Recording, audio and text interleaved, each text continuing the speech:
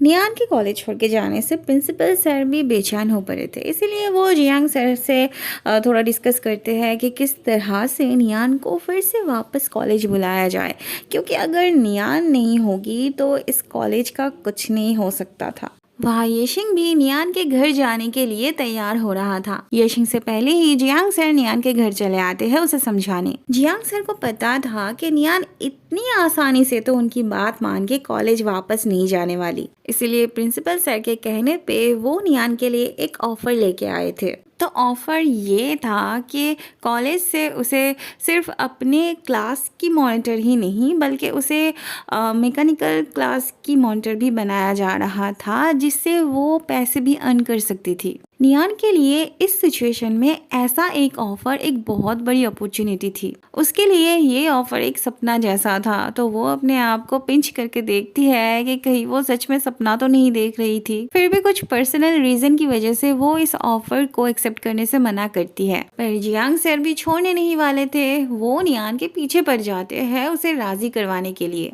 नियान उन्हें जितनी बार समझाने की कोशिश करती है कि वो वापस उस कॉलेज में नहीं जाना चाहती है और ऐसी वैसी कोई रीज़न की वजह से नहीं, वो खुद की पर्सनल प्रॉब्लम की वजह से नहीं जाना चाहती है, तो जियांग सर भी उतनी ही बार उसे उल्टा समझाने लगते हैं। पहले तो वो उसे इमोशनली ब्लैकमेल करते हैं और उसके बाद एक बच्चों वाली सोल्यूशन लेके बैठते हैं, मतलब कॉइन टॉस करना, और इसमें जियांग सर जीतते हैं, मतलब ज़बरदस्ती जीतते हैं, क्योंकि नियान ने तो टॉस के लिए हाँ ही नहीं कहा था। पर जियांग सर तो अपने आप को विजेता मान रहे थे। उनको लग रहा था कि वो अपनी इस बचकानी हरकत से नियान को राज़ी करवा लिया। उनके जाने के टाइम पे येशिंग भी चला आता है। येशिंग को अचानक से यूं नियान के घर देख के जियांग सर को लगता है उसके और नियान के बीच शायद कुछ चल रहा है, पर येशिंग उन्हें क्लियर कर देता है कि वो भी यहाँ पे बस नियान को कॉलेज वापस जाने के लिए राज़ी करवाने आया था। अब सब मिलके नियान पे इतना प्रेशर डाल रहे थे तो नियान को भी तो राजी होना ही पड़ता। बाद में जियांग सर येशिंग से अलग से कुछ बात करने के लिए उसे बाहर ले जाते हैं। अब नियान ने हाँ तो कह दिया था, फिर भी जियांग सर को ये डाउट था कि कहीं बाद में नियान अपना फैसला बदल ना दे, इसलिए वो चाहते थे येशिंग वापस नियान के पास जाके उसका अच्छे से ब्रेन वॉश करे और कंफर्म होके आए कि नियान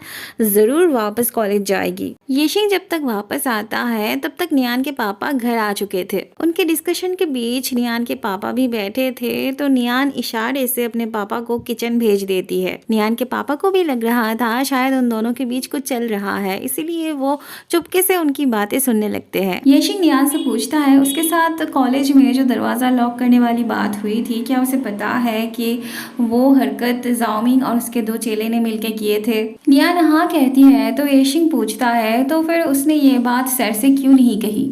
नियान कहती है वो खुद ही उस कॉलेज को छोड़ना चाहती थी और इस बहाने उसे एक मौका मिल गया था ड्रॉप आउट करने की। येशिंग कहता है वो यहाँ पे जाओमिंग और उसके दो चेले की तरफ से आया था।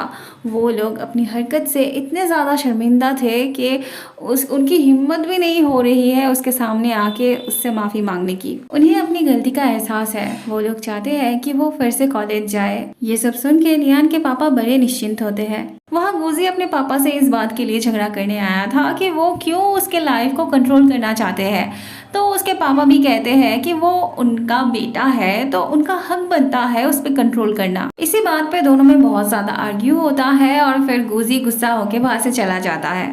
अपना गुस्सा शांत करने के लिए गुजी नियान के घर के सामने आ जाता है और नियान के कमरे की खिड़की की तरफ देख के मन ही मन कहता है कि अगर अभी नियान खिड़की के पास आई तो फिर वो जिंदगी भर उसका पीछा करेगा। उसके बोलते ना बोलते नियान सच में खिड़की के पास आके खड़ी हो जाती है। उसे देखते ही गुजी जल्दी से छुप जाता है और तब तक सामने नहीं आता जब तक नियान चली नहीं जाती। नियान के जाने के बाद वो खुल के सांस लेता है। अगले दिन नियान के कॉलेज आते ही हुआंग शाओ कॉलेज ग्रुप में उसके आने की खबर पोस्ट कर देता है। वहाँ कॉलेज के बाहर आज एक लड़की कई तरह के पेट बेच रही थी। उन्हीं में से जू चेन को एक चूहा पसंद आता है और वो सोचता है क्यों ना नियान की आने की खुशी में उसे एक गिफ्ट दिया जाए। यूशी जब नियान के आने का खबर देखती है तब खुशी के मारे चीख उठती है। शियाचुन तो पहले विश्वास ही नहीं कर पा रही थी। उसके बाद वो जब न्यूज़ देखती है तब वो भी बहुत ज़्यादा एक्साइटेड हो पड़ती है और दोनों मिलके नियान के पास जाने लगते हैं। जू चेन भी नियान के आने का बेसब्री से इंतज़ार कर रहा था। ये दोनों तो नियान को देख के इतना ज़्यादा खुश होते हैं मानो जैसे उनकी ज़िंदगी लौट आई हो वापस। नियान के आने से पहले जू चेन उसकी बैठने की जगह पे ये चूहा रख के जाता है और इमेजिन करने लगता है कि नियान उसका गिफ्ट पाके बहुत ज्यादा खुश होती है। क्लास में आके नियान को दूसरे साइड बैठते हुए देख जू चेन अपसेट हो पड़ता है। थोड़ी देर बाद जियांग सर आके सबसे नियान की वेलकम करवाते हैं। सर नियान को सामने बुलाते हैं उसके टास्क के बारे में डिस्कस करने के लिए। अब तो नियान पे सिर्फ क्लास मेंटेन करने की ही जिम्मेदारी नहीं थी बल्कि क्लास के स्टूडेंट्स की पढ़ाई में ग्रोथ लाने की जिम्मेदारी भी थी। इसलिए वो ज्यादातर टाइम ग्रुप स्टडी की बात करती है जिससे बाकी स्टूडेंट्स बहुत ज्यादा प्रेशर फील करते हैं क्योंकि इन्हें इतनी पढ़ने की आदत नहीं थी ना। वो तो बस जैसे तैसे करके पास होना चाहते थे और इन्हें तो लग रहा था नियान जानबूझ के इन्हें सजा देने के लिए ये सब कर रही थी। इन्होंने तो सोच ही लिया था कि नियान इस तरह से उन्हें कभी पास नहीं होने देगी। क्लास खत्म होने के बाद नियान को बेंच के नीचे से वो चूहे का बॉक्स मिलता है पर जू चेन ने जैसा सोचा था वैसा बिल्कुल भी नहीं होता क्योंकि नियान चूहे से डरती थी। पूछने पे जू चेन आगे आके बताता है कि उसने नियान के लिए वो खरीदा था क्योंकि वो उसे गिफ्ट दे के सॉरी कहना चाहता था पर उसे नहीं पता था कि नियान चूहे से डरती थी। जू चेन उस चूहे को वापस लेने की बात करता है पर योशी को वो चूहा इतना ज़्यादा पसंद आ गया था कि वो नियान से और शियाचुन से रिक्वेस्ट करती है कि उस चूहे को उसके पास ही रहने दिया जाए। अगले सीन में हम देखते हैं नियान को अकेला देख के गोजी आके उसके पास बैठता है।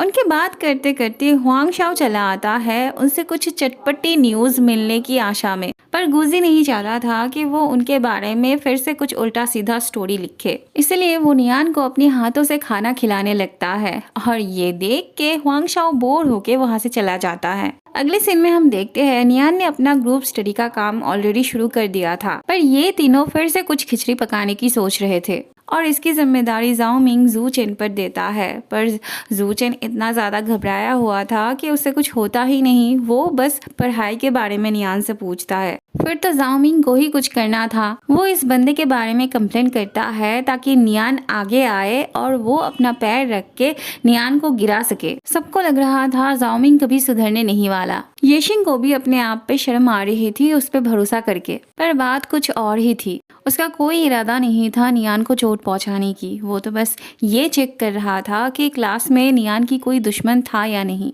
उसे लग रहा था उन्हें जो गैंगस्टर मारना चाहते थे कहीं वो नियान को तो चोट पहुंचाना नहीं चाहते थे, कहीं उनका कोई खबरी क्लास में तो नहीं था। इसीलिए वो नियान को चोट पहुंचा के सबका रिएक्शन देखना चाहता था।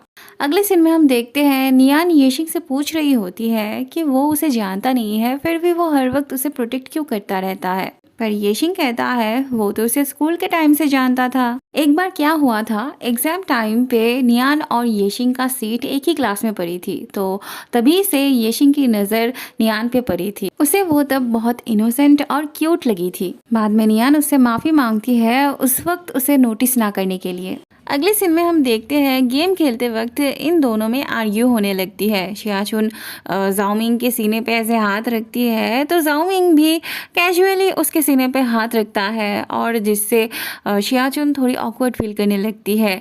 तो जाओ मिंग को तब समझ में आ जाता है कि शियाचुन एक लड़का नहीं बल्कि लड़की थी। जाओ मिंग तो जैसे आसमान से गिरता है, मतलब उसने कभी सोचा भी नहीं था कि शियाचुन एक लड़की हो सकती है। उसके बार बार पूछने पे पूरे क्लास को पता चल जाता है कि शियाचुन एक लड़की थी। एज यूजुअल सभी जाओ मिंग की तरह आसमान से गिरते हैं। शियाचुन कहती है तो क्या हुआ, वो एक लड़की है तो उन्होंने कभी पूछा ही नहीं उससे कि वो लड़का है या लड़की। जाओ मिंग तो अभी भी सदमे में था पर उसकी इतनी बार बोलने की वजह से पूरा क्लास शियाचुन पे हंसने लगता है। बेचारी तब रोते हुए अपने रूम में चली आती है। दरअसल बचपन में शियाचुन की मॉम उसकी पापा की वजह से घर छोड़ के चली गई थी। शियाचुन काफी हद तक अपनी मॉम की जैसी दिखती थी, इसलिए उसके पापा नहीं चाहते थे कि उसके बड़े बड़े लंबे बाल हो। वो खुद अपनी हाथों से उसके सारे बाल काट देते हैं और कहते हैं कि जिंदगी में वो फिर से कभी भी लड़की बन के ना रहे, पूरी जिंदगी वो लड़का बन के रहे। अगले सीन में हम देखते हैं नियान गुजी के पीछे पीछे जाने लगती है उससे बात करने के लिए। वो उससे पूछ रही होती है कि वो क्लास करने क्यों नहीं गया। अब गुजी को क्लास नहीं करना था, उसे कोई इंटरेस्ट नहीं था क्लास करने की। तो नियान उसे डराती है कि अगर वो क्लास में नहीं गया तो वो उसके मार्क्स काट लेगी और उसे ड्रॉप आउट करने के लिए मजबूर कर देगी।